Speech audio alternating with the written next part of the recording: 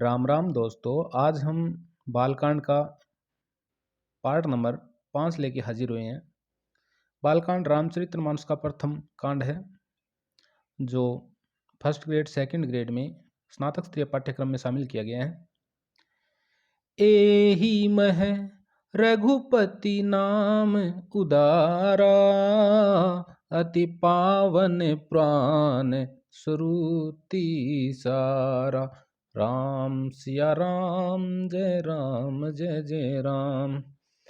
ओ मंगल भवन ओ अमंगल हारी, उमा सहित जही जपत पुरारी। राम सिया राम जय जय राम।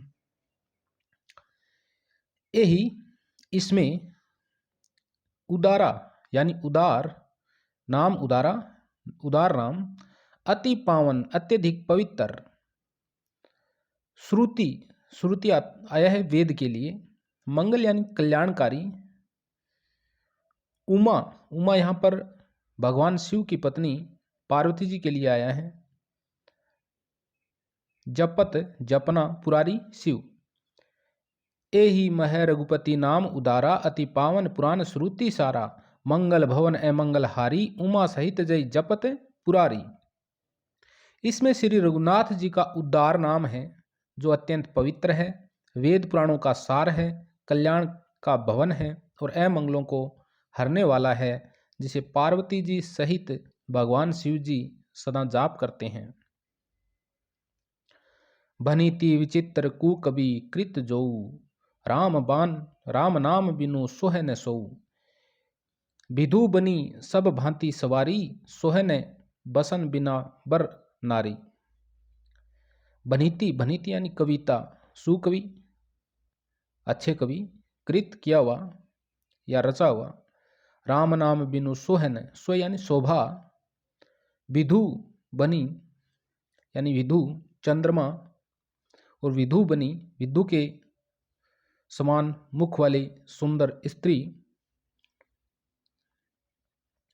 भनीति विचित्र सुकवि कृत जोऊ, राम नाम बिनु सोहन सोऊ। विधु बनी सब भांति सवारी, सोहन बसन बिना बर नारी। जो अच्छे कवि के द्वारा रची हुई बड़ी अनूठी कविता है, वह भी राम नाम के बिना शोभा नहीं पाती। जैसे चंद्रमा के समान मुख वाली सुंदर स्त्री सब प्रकार से सुसज्जित होने पर भी वस्त्र के बिना शोभा नहीं देती। सब गुण रहित कुकवि कृत बानी, राम नाम जस अंकित जानी। सादर कही सुनी बुद्ध ताही, मधुकर शरीस संत गुण ग्राही। कुकवि की कृत यानी रची हुई, कृत रची हुई, सादर आदर सहित, मधुकर यहाँ भौरे के लिए है, सरसी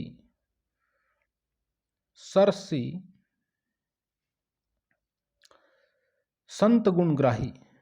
मधुकर सरसी यानी समान, गुणग्राही गुणों को ग्रहण करने वाले। सब गुण रहित कुकवि कृत बानी, राम नाम जस अंकित जानी। इसके विपरीत कुकवि की रची हुई सब गुणों से रहित कविता को राम के नाम एवं यश से अंकित जानकर, सादर कही सुनी बुद्ध ताही, मधुकर सरीस संत गुण ग्राही। कि बुद्धिमान लोग आदरपूर्वक कहते और सुनते हैं, क्योंकि संत जन भौरे की भांति गुण ही को ग्रहण करने वाले होते हैं। यद्यपि कवित रस एकौ नाही, राम प्रताप प्रकट एहि माही। सोई भरोस मोरे मन आवा, कही न सुसंग बड़ुपन पावा। यद्यपि कवित यानी रचना, एकौ एक,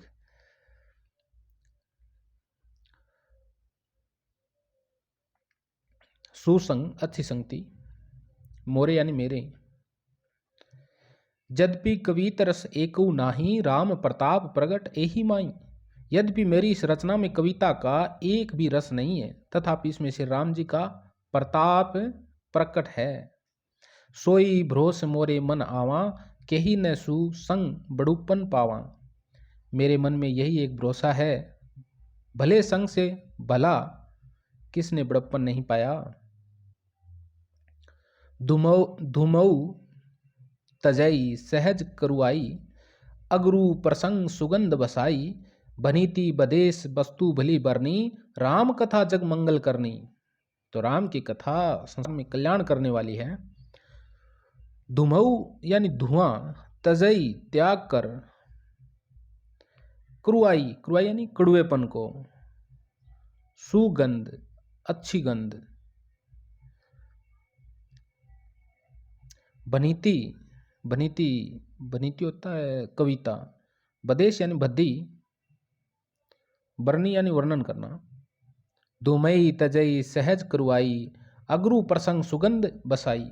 धुआं भी अगर के संग से सुगंधित होकर अपने स्वाभाविक कड़ुएपन को छोड़ देता है। बनीति बदेश वस्तु भली बरनी, राम कथा जग मंगल करनी। मेरी कविता अवश्य भद्दी है, परंतु इसमें जगत का कल्याण करने वाली राम कथा रूपी उत्तम वस्तु का वर्णन किया गया है। इससे यह भी अच्छी ही समझी जाएगी। मंगल करनी कलिमल हरनी, तुलसी कथा रघुनाथ की। मंगल करनी कलिमल हरनी, तुलसी कथा रघुनाथ की। गति कूर कविता सहित की, ज्यों सरित पावन पाथ की।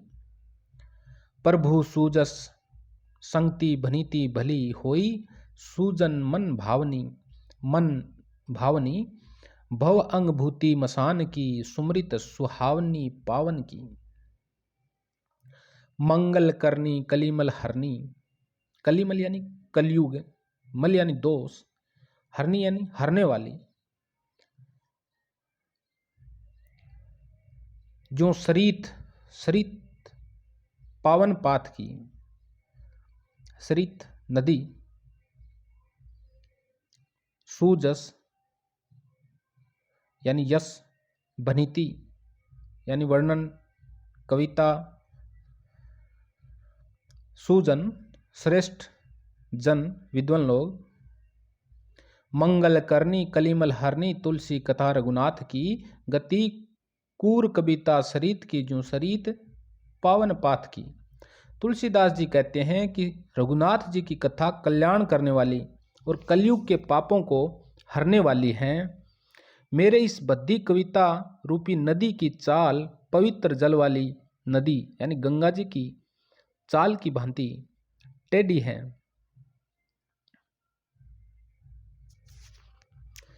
प्रभु सूजस संगति भनीति बली होई, सूजन मन भावनी। भव अंग भूति मसान की, सुमृत सुहावनी पावनी। प्रभु श्री रघुनाथ जी के सुंदर यश के संग से यह कविता सुंदर तथा सजनों के मन को भाने वाली हो जाएगी। शमशान की अपवित्र राख भी श्री महादेव जी के संग से सुहानी लगती है और स्मरण करते ही पवित्र करने वाली होती हैं। तो दोस्तों, अगर वीडियो अच्छा लग रहा है तो लाइक शेयर सब्सक्राइब करें। प्रिय लाग ही अति सभी मम भनीति, राम जस संग दारू विचारू की। करई को बंदिय मल्य प्रसंग। प्रिय लाग ही, प्रिय यानी अच्छी, लाग यानी लगना, मम माने मुझे, भनीति कविता या वर्णन, राम जस राम का यश। दारू यहाँ काष्ठ के लिए आया, लकड़ी के लिए आया है। मल्य प्रसंग, मल्य नाम का एक पर्वत है जहाँ से सुगंधित चंदन से युक्त बयार चलती है। प्रिय लाग ही अति सभी मम भनीति राम जस संग, दारू विचारू की करई को बंदिये मल्य प्रसंग। श्री राम जी के यश के संग से मेरी कविता सभी को अत्यंत प्रिय लगेगी। जैसे मल्य पर्वत के संग से काष्ठ मातर यानी चंदन बनकर वंदनीय हो जाता है, यानी लकड़ी भी क्या बन जाती है, चंदन बनकर वंदनीय हो जाती है। फिर क्या कोई काष्ठ का विचार करता है? यानी उसकी तुच्छता का विचार करता है। श्याम सुरभि पय बिसद अति गुनद करहि सब पान गिरा ग्राम्य सी राम जस गाव ही सुन ही सुजान। सुजान यानी श्रेष्ठ जन, बुद्धिमान लोग गाव ही गाते हैं, जस गाव ही जस गाते हैं।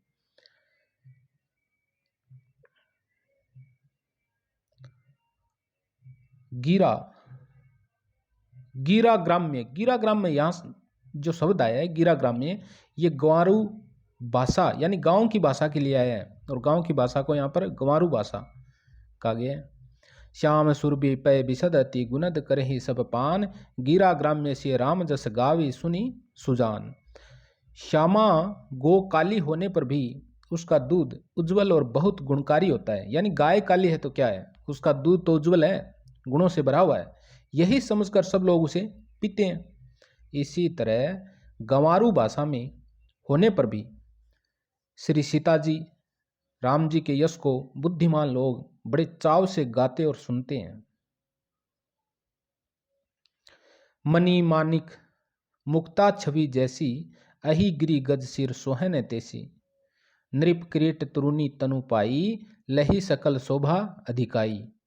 मणि यानी मणि, मानिक, मानिक यानी माणिक, मुक्ता मोती, छवि छवि, और अहि, अहि होता है सरफ, गिरी होता है पर्वत, गज, गज यानी हाथी, गज सिर हाथी के मस्तक पर, सोहे शोभा, नृप, नृप होता है राजा, क्रीट यानी मुकुट, तरुणी, तरुणी होती है नवयुवती, तनु यानी शरीर, सकल यानी समस्त, अधिकाई यानी बढ़कर। मणि मानिक मुक्ता सब, मणि मानिक मुक्ता छवि जैसी अहि गिरी गज सिर सोहन तैसी। मणि, माणक और मोती की जैसी सुंदर छवि है, वह सांप, पर्वत और हाथी के मस्तक पर वैसी शोभा नहीं पाती। नृप क्रीट तरुणी तनु पाई लही सकल शोभा अधिकाई।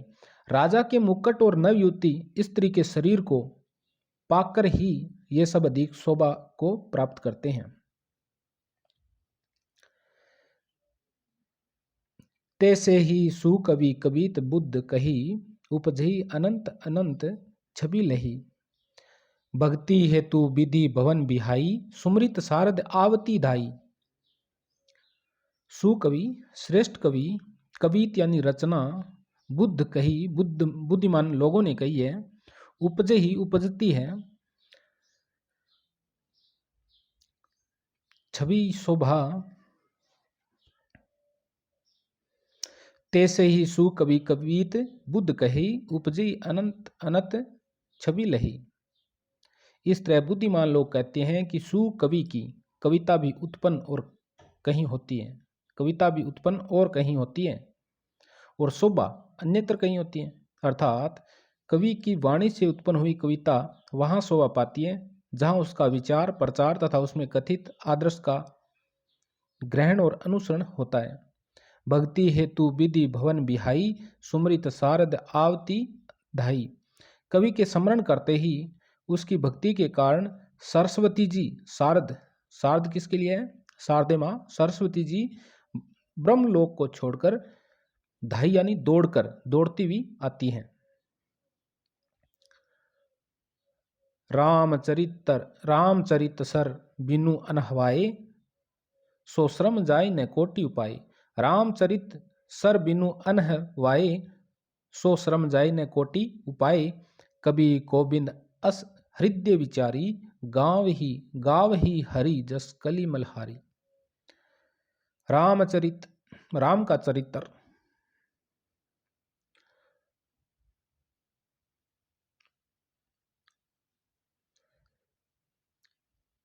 विचारी विचार करना, कलिमल, कली यानी कलयुग, मलमल पाप, हरि यानी विष्णु।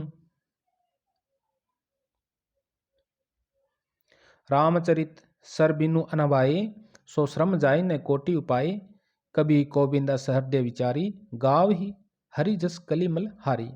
सरस्वती जी दौड़ी आने की वह थकावट रामचरित रूपी सरोवर में उन्हें नहलाए बिना दूसरे करोड़ों उपायों से भी दूर नहीं होती। कवि और पंडित अपने हृदय में ऐसा विचार कर कलयुग के पापों को हरने वाले श्री हरि के यश का ही गान करते हैं। किन्हें प्राकृत जन गुण गाना, सिर धुनि गिरा लगत पछिताना। हृदय सिंधु मति सीप समाना, स्वाति शारदा कही सुजाना। सिंधु समुंदर, मति बुद्धि, सीप और स्वाति नक्षत्र, शारदा यानी सरस्वती, सुजाना सज्जन लोग, चतुर लोग, संत लोग।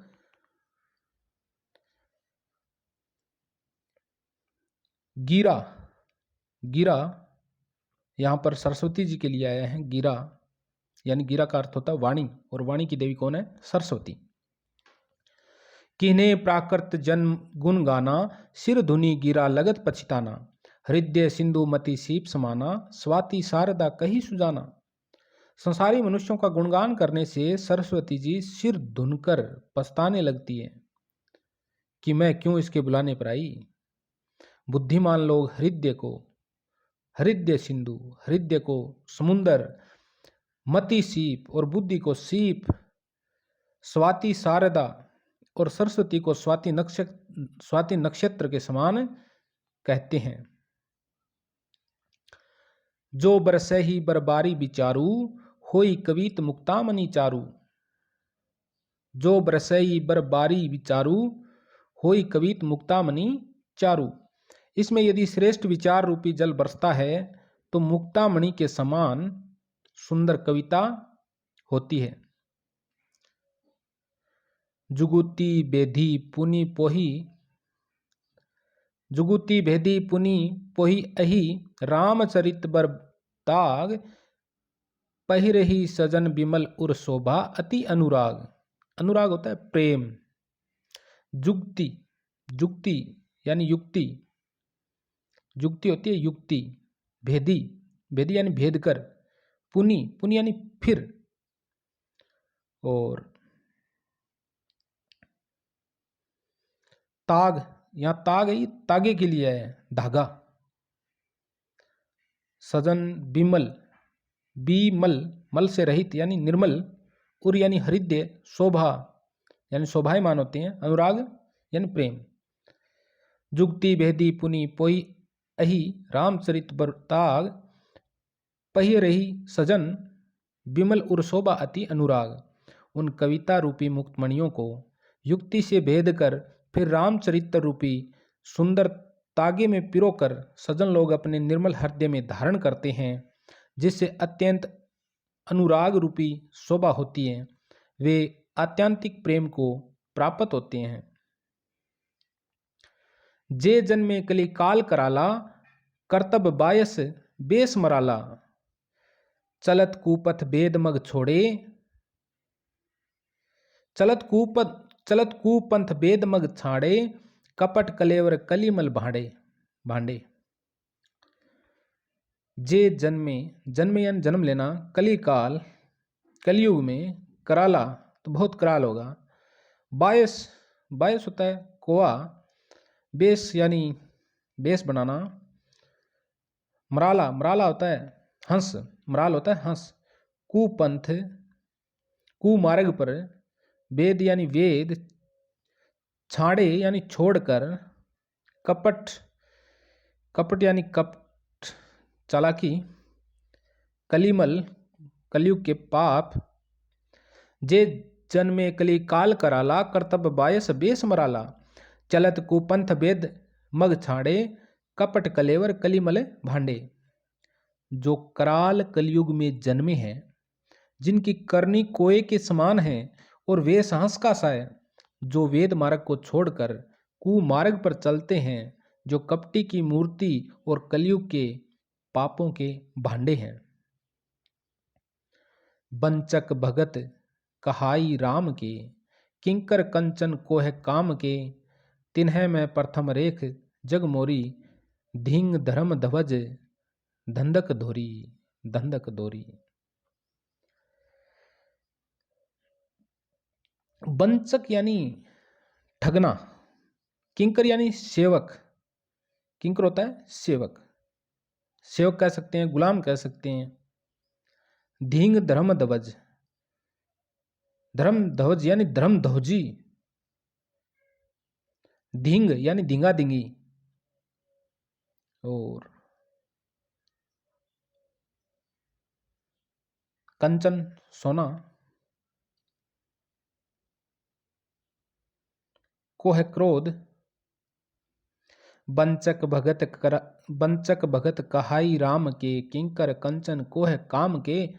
तिन है मह प्रथम रेख जग मोरी, धिंग धर्म ध्वज धंधक धोरी। धंधक होता है धंधो। जो श्री राम जी के भगत कहलाकर लोगों को ठगते हैं, जो धन यानी लोभ, क्रोध और काम के गुलाम हैं, और जो धींगा धींगी करने वाले, धर्म ध्वजी यानी धर्म की झूठी ध्वजा फहराने वाले दंभी घमंडी लोग, और कपट के धंधों का बोझ ढोने वाले हैं, संसार के ऐसे लोगों में सबसे पहले मेरी गिनती है। ये बात कौन कहता है? तुलसीदास जी कहता है। जो अपने अवगुण सब कहऊ, बाढ़ई कथा पार नहीं लहऊ। ताते में अति अलप बखाने, थोरे महू जानी है श्याने। श्याने यानी समझदार, बुद्धिमान। बाढ़ई कथा, बाढ़ई यानी बढ़कर। अवगुण, अवगुण यानी बुरे गुण। जो अपने अवगुण सब कहऊ, बाढ़ई कथा पार नहीं लऊ। यदि मैं अपने सब अवगुणों को कहने लगूं तो कथा बहुत बढ़ जाएगी और मैं पार नहीं पाऊंगा। ताते में अति अलप बखाने, थोरे महू जान है श्याने यानी सजन लोग है। श्याने यानी सजन। इससे मैंने बहुत कम अवगुणों का वर्णन किया है, और बुद्धिमान लोग तो थोड़े में ही समझ लेंगे। समुझी विविधि विद्धि बिनती मोरी, को ने कथा सुनी देही खोरी। एतेहु पर करी हरि जे असंका, मोहित अधिक ते जड़मति रंका। मति होती है बुद्धि, रंका यानी कंगाल। विविधि, विधि यानी अनेकों प्रकार से। बिनती यानी विनती, मोरी मेरी, को यानी कोई, खोरी यानी दोष। समुझी विविधि विद्धि विनती मोरी, को ने कथा सुनी देही खोरी। मेरी अनेकों प्रकार की विनती को समझकर कोई भी इस कथा को सुनकर दोष नहीं देगा। एतेहु, एतेहु यानी इतने पर, एतेहु पर करी हई जे असंका, मोहिते अधिक ते जड़ मति रंका। इतने पर भी जो शंका करेंगे वे तो मुझसे भी अधिक मूर्ख और बुद्धि के कंगाल होंगे। कभी न हो नहीं चतुर कहाऊं, मति अनुरूप राम गुण गाऊं। कहें रघुपति के चरित अपारा, कहें मति मोरी निरत संसारा। मैं न तो कवि हूं, कवि त न हूं, मैं न तो कवि हूं, नहीं चतुर कहाऊं और नहीं चतुर कहलाता हूं। मति अनुरूप राम गुण गाऊं, और अपनी बुद्धि के अनुसार श्री राम जी के गुण गाता हूं। कह रघुपति के चरित अपारा, कहाँ तो रघुनाथ जी के अपार चरित्र है। कह मति मोरी निरत संसारा, और कहाँ संसार में आसक्त मेरी बुद्धि है। मैं न तो कवि हूं न चतुर कहलाता हूं, अपनी बुद्धि के अनुसार श्री राम जी के गुण गाता हूं।